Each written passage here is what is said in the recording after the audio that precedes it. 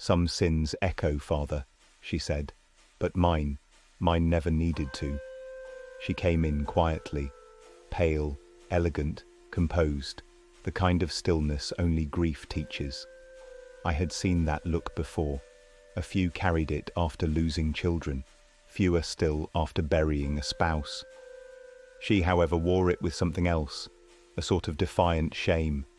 Not guilt. Not yet. She didn't begin with a name, not hers, not his.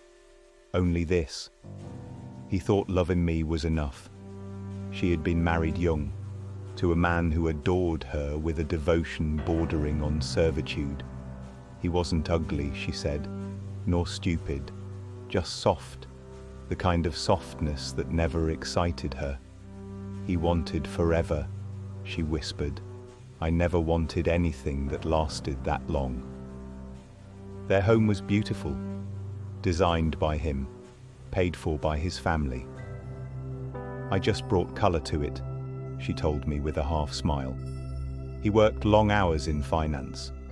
She filled her days with charity brunches, fitness classes, spontaneous weekends away. He trusted her, and in her own words, I poisoned that trust in small measured doses. It didn't start with infidelity. It started with comparison. He wasn't ambitious enough, not assertive, not passionate. I wanted to be wanted. He adored me, but he never devoured me. The first affair was almost accidental.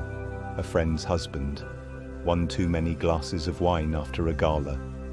She laughed as she said it, but her voice trembled. I told myself it was an experiment, a rebellion, just once, but once becomes a threshold. From there the list grew. Colleagues, a barista, a distant cousin at a wedding, men who gave her nothing of substance but made her feel something immediate. Alive, chosen. She was methodical, careful. She used encrypted chats. She had a second phone, burner emails. She had cover stories, routines, pretexts. She never slipped. I don't know why I'm telling you this, she said, eyes unfocused. I don't want absolution, just someone who won't try to love me. Her husband, she said, eventually sensed the distance, but instead of confronting her, he tried harder, bought flowers, booked holidays, cried during arguments. I resented him for it, she admitted. His pain made me feel powerful. It was a brutal honesty, one that rattled even me, but I did not interrupt, not once. She described how she'd lie in bed next to him, texting another man goodnight, how she'd kiss him after weekends away with the taste of someone else still on her lips, how she mocked his devotion in messages with her lovers. And yet, he stayed. He told me once that he knew I didn't love him the same way, but he said love wasn't about being matched. It was about choosing someone every day. I rolled my eyes at him. I thought he was pathetic. The shame, when it came, wasn't loud. It crept into her voice like rot, quiet, irreversible. She paused then. Her hands were trembling now. There was one night, she continued, voice hollow. He made me dinner, candlelit, our anniversary. I had forgotten. I came home late, lipstick on my collar. I saw it in his eyes. He knew. He didn't say a word, just cleared the plates. That night, she said, was the first time she saw him drink alone. The first time he didn't try to kiss her goodnight. I still didn't stop. I think I wanted to see how far I could go before he broke. The breaking didn't happen in screams. It happened in silence. Weeks passed. He barely spoke, stopped going to work. One morning she found him in the garage, slumped, cold. He had written one line in his note. You always wanted someone stronger. She didn't cry telling me that. Her voice didn't even shake, but her hands, they wouldn't stop moving. gripping the chair, twisting her ring. "I killed him," she said, "not with a weapon, but with 1,000 tiny cuts." That was how she ended the first session, not with a plea, not with an apology, just silence. And in that silence I heard the true weight of sin, not in what we do, but in how long we take to stop doing it. "I never planned to be cruel," she said. "I just didn't care enough not to be." That was how she returned to me. No greeting, no hesitation, just that line. She had booked another session, same seat, same perfume, a little less makeup. "I didn't think it would end like that," she continued. "But when it did, I wasn't surprised. I think some part of me always knew I'd break him." She spoke like someone recounting a nightmare, but one she knew she'd walked into with open eyes. Her husband's death didn't change her life immediately. There was the funeral, the whispered condolences, the way her friends avoided eye contact. But no one knew why he did it. Not really, just that he'd struggled with stress, with pressure. She didn't correct them. I wore black, cried on cue. I even kissed his mother's cheek. Then came the paperwork, the estate, the silence in the house. She tried to return to the life she had before, but it felt wrong. The thrill was gone. The attention felt cheap, and her phone, once a source of excitement, became a device she couldn't bear to touch. I deleted everything, the apps, the messages, the photos, all of it. But not because I felt guilty. I was just empty. She tried to reconnect with old friends. Most had drifted. Others looked at her differently. One even asked, too carefully, if she'd ever thought about seeing someone. I told her I was. "That's why I came here," she said with a bitter laugh. Her house became a mausoleum, too clean, too quiet. She said she started keeping the TV on just to hear a voice in the room.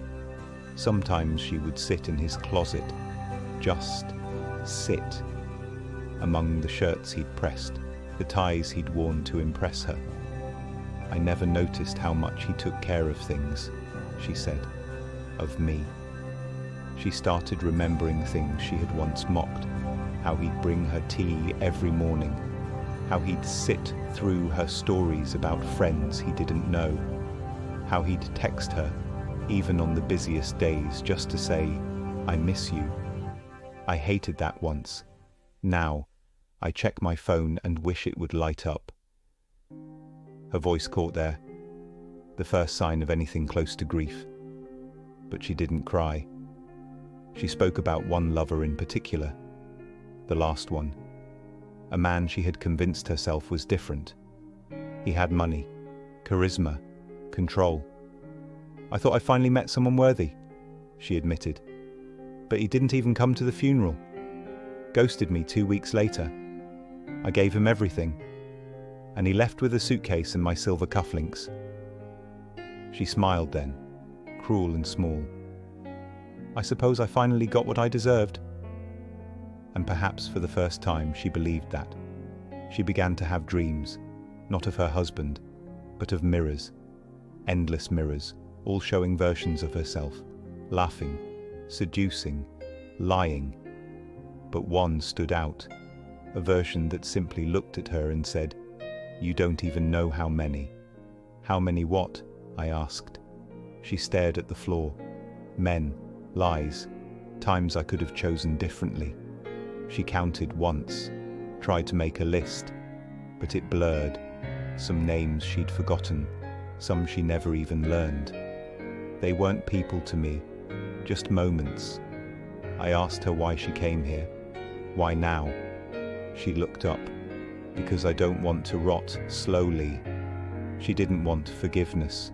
She didn't believe in that yet. What she wanted was understanding, a witness, someone who wouldn't recoil. I've seen therapists. They always ask about my childhood, about trauma. But maybe I'm just bad. I told her I didn't believe in bad people, only broken ones. She didn't agree, but she didn't argue. Before she left, she said, "He said he loved me, even at the end. That was the last thing he wrote." And in that moment, I believed it haunted her more than anything she'd ever done. "The thing about guilt," she said, "is that it never screams. It just whispers all the time, especially when it's quiet." She was different that week. No lipstick, no perfume, hair undone. She looked like someone who had stopped pretending to be fine. She told me she'd stopped sleeping in the bedroom. "It feels like a grave now," she said. Everything in there was his. The bedsheets, the alarm clock, even the stupid book he never finished. I tried sleeping on the couch, then the floor. Eventually, I just stayed awake. She had started drinking again. Wine mostly. 1 glass to soften the silence. Then 2. Then the bottle became the only thing she trusted to stay until morning. She started visiting his favorite cafe, sitting in his old seat, ordering his drink. She hoped for a kind of connection. Instead, she found a mirror, herself, staring back in public, pretending to belong. "No one looked at me. That was new," she admitted. "I used to walk into rooms and feel the weight of eyes. Now I could disappear, and no one would notice." Her voice wasn't bitter, just stunned, as if she had finally become the person her husband used to be, overlooked, underestimated, unseen. "He used to tell me, 'It's enough that I see you.' And I laughed at that. I told him he was weak, that real love should burn." She saw now that his love had burned, just slowly, silently, until it consumed him, and in its ashes she sat, surprised to find no satisfaction. Then she told me something she hadn't shared before. "I kept a journal," she said, "not about my feelings, about the men." She hadn't written names, just code words, dates, hotel rooms, what they said, what she wore, whether or not she enjoyed it. It felt powerful, like collecting trophies they didn't know, of course. I never let them see it. She paused. "I burned it. Last week. Watched every page curl and blacken. I thought I'd feel cleansed, but all I felt was stupid." The ritual didn't erase the truth. The memory stayed, even as the ashes blew into the wind. She remembered one entry, met in a bookstore. He recommended something by Murakami we didn't read. Another one read, "Married, 2 kids, said I reminded him of his wife." I laughed. She didn't remember their faces, only the way she felt afterward, emptier each time. Then came the real admission. There was one night I think about more than the others. She had been at home. Her husband was out of town. She invited someone over, someone she barely knew. They drank. He stayed. And in the morning, her husband came back early. "He brought me flowers," she said. "He thought he was surprising me. He saw the 2 wine glasses. I said a friend came over. He nodded, said he believed me, but I think that's when I broke him." She never knew if he believed her, but from that day forward, he stopped asking questions. He stopped checking on me, stopped texting, stopped looking me in the eye. It was like he gave up trying to hold me. And in that vacuum, she lost control, not of the men, of herself. "I wasn't addicted to sex," she explained. "I was addicted to escaping, to being someone else." She became a character, one who was wanted, chased, worshipped. In those moments, she didn't feel like a mistake. She felt like a goddess. But gods are lonely, and she was tired of pretending. She told me she had started seeing him in dreams, her husband, not speaking, just watching. He looks disappointed, not angry, just tired, and I keep trying to talk to him, but my mouth doesn't work. She asked me what that meant. I didn't answer. She had brought a photo that day, one of them on their wedding day. She said she used to hate how he looked in it. Too thin, too pale, too eager. Now she stared at his eyes and saw something else. He loved me, she said. God help me. He really loved me. She placed the photo on my desk. I don't want to be her anymore, she whispered. The woman in the journal. The woman who laughed at love. Before she left, she turned back and asked, "Do you think he'd forgive me?" I said nothing. Some confessions aren't meant for answers, only echoes. I kept the house exactly the same, she said, folding her hands like she was holding something fragile. His toothbrush, his coat on the rack, even the half-used shampoo in the shower. There was a strange reverence in her voice. Not grief, not yet, but something close. As if she was slowly walking through a museum of a man she never fully knew. She told me she had started closing the doors to the rooms he loved. The study, where he kept his books. The piano room, even though he only played when he thought no one was listening. It was too loud, she said. His memory, it kept knocking on every wall. One night she opened the study and stood there, just breathing. She ran her fingers across the dusty spines of his novels. Some were folded at chapters he never finished.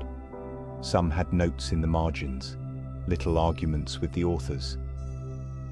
He thought too much, she said. Maybe that's what broke him. She sat in his chair and stared at the desk. There were 2 receipts tucked beneath the blotter. One for a necklace she never received, the other for a hotel room, for her birthday, the one she missed because of a work dinner.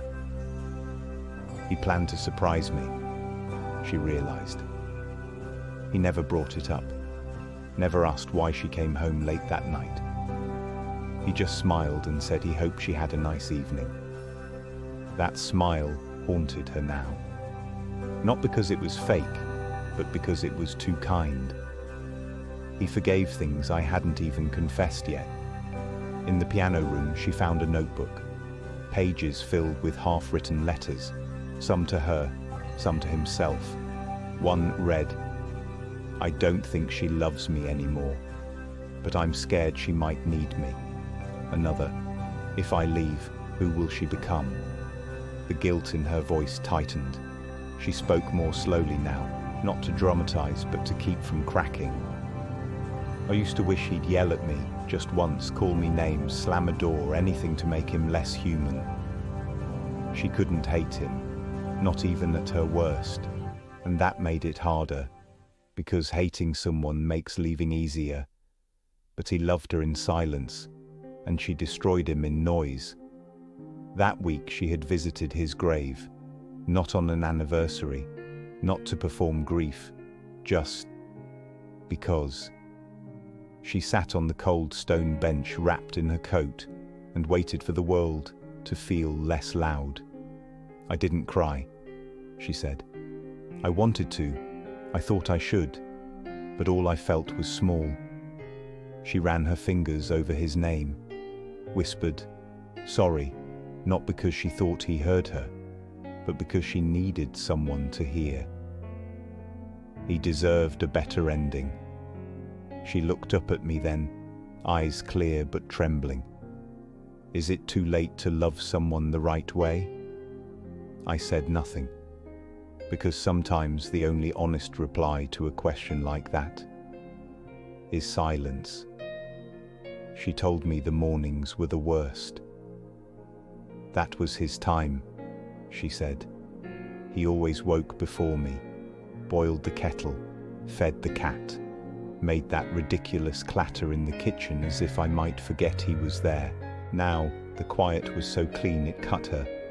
She began waking earlier, not out of need, but punishment. She sat at the table he once set for two. 2 cups, 2 plates, now just 1. Still, she laid them both out. His remained untouched. It felt wrong to erase him completely, she whispered. The house had become a cathedral to her remorse, every hallway an altar, every object a relic. She didn't light candles, she didn't pray, but she spoke. To him, to the walls, sometimes even to herself. I thought I knew guilt, she said. But guilt is clever. It changes faces. One day it's silence. The next it's a laugh that sounds too loud. Then it's the mirror. She had thrown out the mirrors in their bedroom. I couldn't bear to look like someone he once loved. She confessed she tried to move on. Dated a man from the office. Someone with no history. No eyes that reminded her of the man who never looked away. But the laughter was hollow. The touch wrong. The voice too eager, too new. She left mid-dinner, came home and opened his closet. It still smelled like him, she said. I sat inside it, cross-legged, like a child hiding from monsters. But there were no monsters, just choices, just consequences, and her. She started writing again, letters mostly, never sent, but they filled pages. I told him everything I never said out loud, about the nights, the lies, the pride I mistook for independence, the emptiness that grew every time I got what I wanted. The last letter ended with 6 words. I remember you as Mercy, still. She looked at me then. Do you think he forgave me before he died? I told her I didn't know, but some people love so deeply, so quietly, they forgive long before they're asked. She nodded. Then maybe I can learn to live with what I did. And with that, she stood. Not cleansed, not healed, but willing to walk out of the dark she built herself. And sometimes, that's where redemption begins. Some confessions don't come in tears. They arrive in silence, in the worn-out shoes walking into a church not for prayer, but for truth. In the tremble of a hand that once struck down love without knowing. In the way a woman whispers her past like it might shatter the air around her. She didn't ask for forgiveness. She didn't plead. She laid her sins out like photographs, faded, torn, out of order, and waited for me to look. But forgiveness isn't mine to give. I don't wear a crown. I wear cloth. I don't pass judgment. I pass presence. I listen. And sometimes that's enough. Because when a soul has been broken by its own doing, the harshest voice is already inside them. What struck me most was not the betrayal, not even the aftermath. It was how deeply she missed being loved by someone who never gave up on her, even when he should have. That kind of love stays. It becomes a mirror, a ghost, a wound that aches differently than regret. It becomes the voice that says, "You could have been better." So she walked away, not forgiven, not free, but changed. And change, perhaps, is the first step toward grace. If you're still watching, perhaps part of you needed to hear this story. Maybe not for her, but for you. Let it sit with you, not as a punishment, but as a reminder. Every choice writes a story. Make sure the ending is one you can live with.